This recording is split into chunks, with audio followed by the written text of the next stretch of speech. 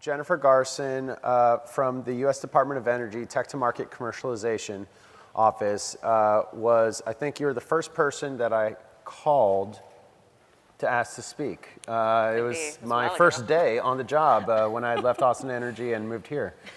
So this was something that was really on my radar. We had met at the Texas Storage Energy Association conference, and you really just blew me away with the range of work that you're challenged with doing and how much y'all are learning and how you guys are synthesizing all these projects so quickly. And so I really wanted everyone to just sort of hear it. This is, in the world we have chiefs and Indians, as the saying goes, and I don't know, you're a chief to the folks that you steer, but there's thousands of people in Department of Energy doing these innovative things, and is really led by a new mandate that's so different than, say, what the US DOE was in 1985, right? Absolutely. So what I want to do is I want to leave you with Jen Garson, US Department of Energy, Tech to Market Commercialization. Thank you for coming, Jen. Thank you. So thanks to Drew, Zpryme, and ETS for inviting me to come here to speak today. A little bit more context, I work in the Office of Energy Efficiency and Renewable Energy. It is the largest clean tech research and development program in the US federal government. I've been there in this role for about 3 years. Prior to that, I was in our Chief Financial Officer's office, and even before that worked on the Office of Electricity during the time of the Recovery Act, when we had roughly $4.5 billion to allocate towards upgrading our grid systems to a smarter and more efficient grid.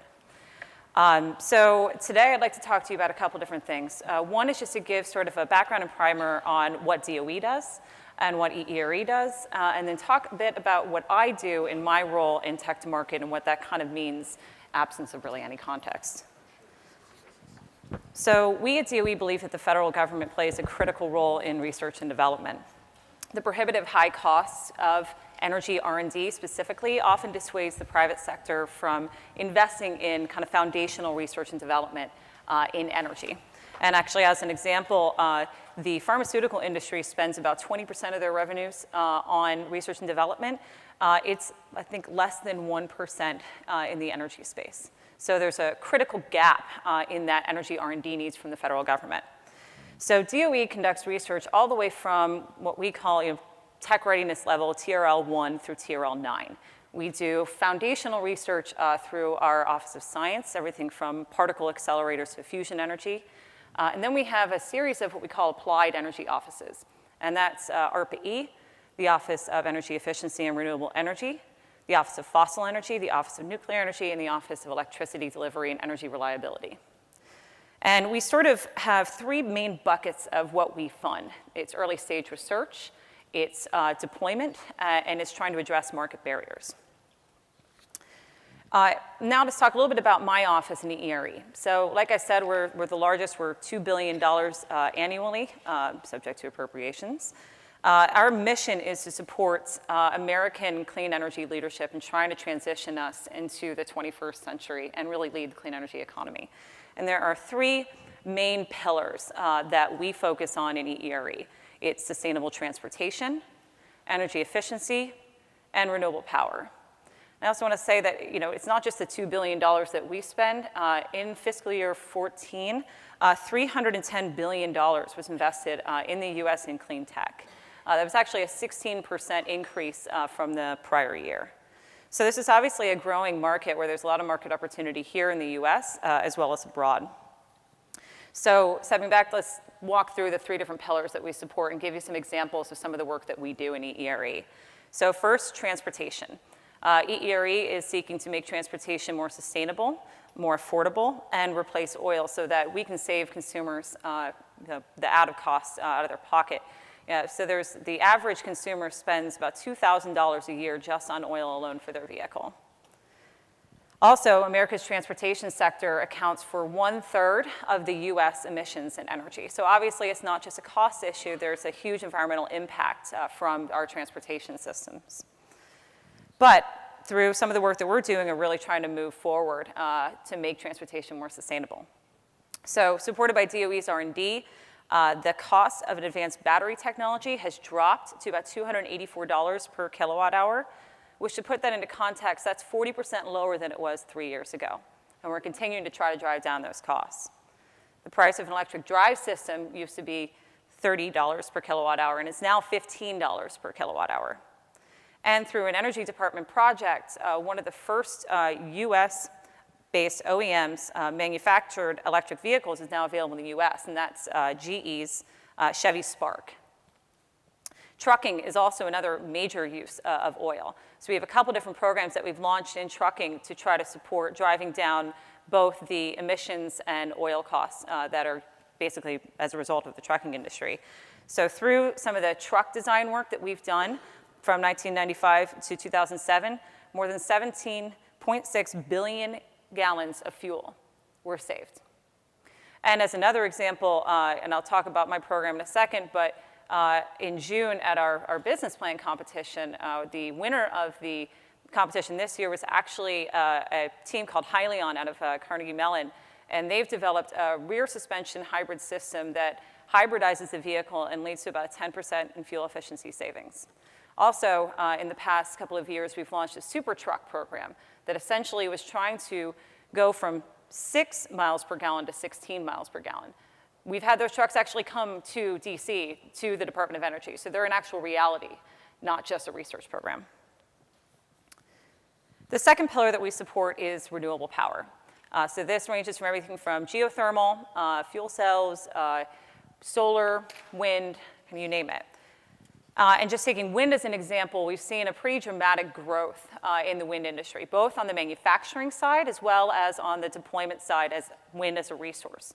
So in the US right now, and the number keeps growing, but in 2014, 4.5% of our energy in the US actually came from wind. And at the same time, we've driven the cost down to 6 cents per kilowatt hour, if not less, making it really on par with a lot of other traditional energy resources. And then there's solar. So with solar, actually in 2014, we deployed more than 3 gigawatts of photovoltaics. Put that into context, that's 10 times what was installed in 2008. And as another anecdote, in 2014, the US solar sector actually employed more people in the US than Microsoft, Google, and Apple combined. So this isn't just deploying clean energy, this is a real job creator, and we're trying to really support US jobs. And then the third pillar is energy efficiency. So that's obviously the fastest, cheapest, and cleanest resource that we have in America is energy efficiency, whether it's through buildings, manufacturing, or even sustainable transportation. So we're continuing to partner with industry and others to promote improvements to local building energy codes. And we're saving up to 30% more energy than previous standards. And speaking of standards, since 2009, we've either issued or codified energy efficiency standards for more than 30 products. And so what does that really mean? Well, those 30 products, by 2015, will result in $45 billion in savings for the average American consumer, and $390 billion by 2030. We've also made significant progress in lighting. So a lot of the solid-state lighting and LED lighting technologies that you now see on your shelves, those originated in DOE. We've had more than 180 patents and millions of solid-state lighting products that were generated as a result of some of our research that have already seen more than $1 billion in energy savings. And actually, this morning you heard from Jen Gusetic about the impact of prizes. Well, in 2011, we had a prize called the L Prize that was specifically trying to look for solutions that were commercially ready, available LED products. And the winner of that competition was actually Philips Lighting for their 90 lumen per watt, 60 watt replacement lamp. That bulb is actually on the shelves today. And as a consumer who likes to buy the most energy efficient products because I'm an energy nerd, the cost now of LED bulbs are anywhere between $4 to $8, whereas only a couple years ago, those were $40 to $50 per bulb. In addition to the pillar work, though, those 3 pillars, we also have a lot of initiatives that are cross-cutting across our portfolio. So for an example, the Clean Energy Manufacturing Initiative that we launched a couple of years ago is trying to coordinate all the manufacturing work that's done in ERE and DOE broadly. And we also have our Grid Integration Initiative. So a few years ago when I was in the CFO's office, I was on a team called the Grid Tech Team. This was an initiative by Arun Majumdar, who was the former director of ARPA-E and also the Undersecretary for Energy. And he basically asked his offices that he was in charge of, Office of Science, ARPA-E, and all the applied energy offices, to really start thinking critically about how they were aligning their portfolio to make sure that we were optimizing the dollars that we were putting out there for research and development. So, but we were just kind of meeting as a team, kind of talking about what this would mean. Well, fast forward to today, where actually this year, for the first time, two of our huge offices that support grid, the Office of Electricity and the Office of Energy Efficiency and Renewable Energy, are working to do what we call a lab call, which is basically a call out to our national labs that's coordinated on all of our grids. We're talking hundreds of millions of dollars over the next couple of years in a very streamlined way. And we're also doing a grid integration report, too. So this is going from thinking about how we work together to actually coming up with actions. We also recently released the Quadrennial Energy Review, which was called upon by the president to really look at the state of our infrastructure across the U.S. And DOE led that charge, basically looking at what our infrastructure needs are, and it's actually available out to the public to read. It's the QER, because we love acronyms. But even given all these successes, we're still acutely aware of the fact that there is a real issue facing a lot of startups and technologists as they're bringing their products in the market. There's been a decreased investment, particularly at the seed and Series A stage, and now startups are facing this conundrum where investors and customers are asking for things like customer validation, third-party tested and validated data. But guess what? Nobody wants to pay for it. They're supposed to figure out on their own about how they're supposed to get access to some of these testing facilities where you can barely get in the door. So what are we doing? Well, EERE is investing in several different programs that are trying to bridge that gap for startups going from research institutions and into the market. And that's really what my role is in tech to market. So it kind of falls in two broad categories. One is customer engagement and customer discovery and training, and the latter is access to testing and demonstration and more deployment-related activities. So I'll talk about a couple of the programs that I manage and that our office manages to try to help bridge that gap. The first, which was mentioned a couple of times this morning, is our DOE National Clean Energy Business Plan competition. This was launched in 2011 as a way to catalyze startups at university level, but also to expose PhD researchers and other technologists about what it means to be an entrepreneur and to build a business once you're bringing that product out of the lab. So we had 6 different regional contests that all culminated in a national competition. Over the 4 years of that program, we actually saw more than 1,000 teams participate across the country. And as a result of that, more than 70 startups have been created, resulting in more than $60 million in follow-on funding and creating 120 jobs. Actually, it's funny, Kevin Lee, who's sitting right in front of me, was one of my regional winners, actually just a couple years ago at the Caltech First Look West competition. But I wanted to provide some other examples of Midwest teams that have gone through this program. So, and I know some of them were mentioned before, but AMPI, who was born out of Northwestern University, was our runner-up in 2014 at the Clean Energy Trust Clean Energy Challenge. Since then, they've raised more than $700,000 in follow-on funding, including $300,000 from Kickstarter. And they're actually shipping their products just this August. The other program that we're now launching as a result of the success of that is the Clean Tech University Prize. So that'll be 8 new contests across the country and the creation of a national hub to help coordinate in this space and provide some best practice kind of analysis and dissemination for competition organizers. The second program is our LabCorp program. So this came out of us kind of examining the National Science Foundation's I-Core program, which provides customer discovery training based on Steve Blank's Lean Launchpad model, which essentially says, okay, researchers, go out and talk to 100 customers and see whether or not someone wants to buy your product. So we have 5 national labs who are preparing teams right now to go through a tailored customer discovery process for national labs, specifically in clean tech. They'll be doing that later this fall. The other program that we've launched was in 2014, we launched our National Incubator Initiative for Clean Energy. So this is a $3.2 million program where we wanted to provide financial support to clean tech incubators across the country, but also to establish a national organization to coordinate clean tech incubators, who oftentimes couldn't find the right forum necessarily to talk to other incubators about the issues that they were facing. The other issues, too, is that while incubators serve as a really important catalyst for clean tech startups, oftentimes it's very hard for an entrepreneur to know where to go next. So we wanted to provide a better platform for creating more transparent information for startups, for investors, and for industry members. And actually, we're already seeing some good activities. We have our first Incubator Summit this August in San Francisco, where we're convening, I think it's now over 120 stakeholders, specifically in the Clean Tech Incubator Network, to really talk about some of the issues that they're all facing as a whole. They'll also have an opportunity to have some of their portfolio companies meet with EPRI's big CEOs. So the reason why that's happening is because EPRI and NREL were actually selected as our national organization to run the national activities for the Incubator Initiative.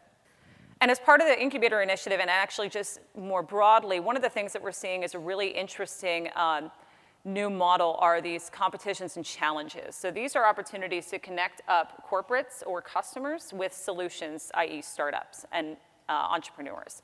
So what does that mean? Well, this past spring, the Clean Energy Trust ran a program called the Clean Tech Innovation Bridge with Exelon, Invenergy, and Schneider Electric. And what they did is they went out to different connector organizations, incubators and accelerators, found solutions that would meet the needs that were identified by those 3 corporate partners, did a down select to actually do due diligence on the companies, and then pair them up with these corporates. And already out of that, you're seeing some early relationships formed between these major customers and the solutions. And why does that matter? Well, it's really hard if you're a startup to find who the right person is within a utility to talk to. And when you're a startup, your time is money. So if you're spending all of your time trying to chase after the customers, it's not really a sustainable model. So over the next coming months, we're going to try to figure out how we promote and encourage more of these activities programmatically from in EERE. Another program that we launched that actually we just announced the awarding of is our Small Business Voucher Program. This is going to be a $20 million initiative that will provide anywhere between $150,000 to $500,000 in testing and demonstration services at our national labs for small businesses and startups. Why does that matter? Well, going back to one of my original points, if you're being asked by your investors and by corporate partners for tested and validated data, but you can't get the funding to do so, we want to try to bridge that gap at DOE to provide access to some of the best testing and demonstration equipment in the world at our national labs, but make it open and accessible for entrepreneurs who may not have been able to get in the door originally.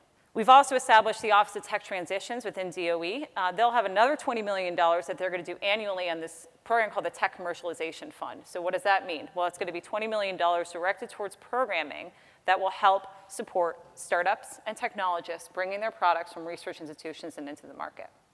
So I know I'm actually out of time, but that's sort of the very, very quick overview of some of the work that we do. But I just want to say, at DOE, we're really trying to figure out what are the persistent gaps, how do we address them, and what's the role of government in this space. And I think it's through supporting organizations that are out there on the ground, really trying to work with some of these startups and these technologists at bridging that gap and bringing their products to market. So with that, I think I am done. Everyone, thank you, Jennifer.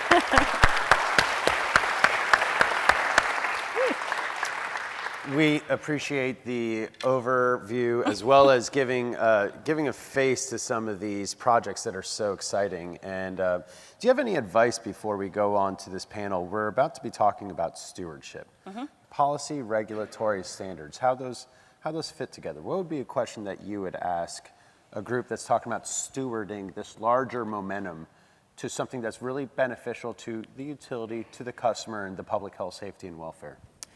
So I think, we always talk, my background's in policy, and I think policy is an important driver to creating change in the marketplace. However, if you're only relying on the federal government for policy changes right now, it's going to be pretty difficult. So I think one of the real critical questions is what can states do and localities do? Because I think everybody kind of always thinks about either the federal government or the state, but I think cities, municipalities, and localities have a really important role to play in helping to provide the more open and friendly opportunities for innovative clean energy technologies to be integrated. So our labs, our real labs of the innovation are states and smaller. Oh yeah, if you look at actually policy history, I'll go policy wonk on everybody, but most of the appliance standards and energy efficiency standards actually originated out of California. Right.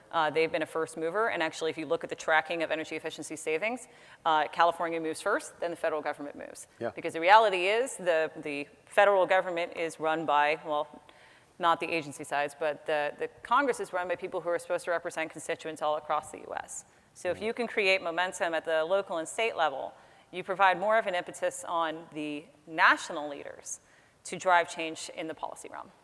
Thank you so much, Jen. Yeah. Appreciate it. All right, thank you.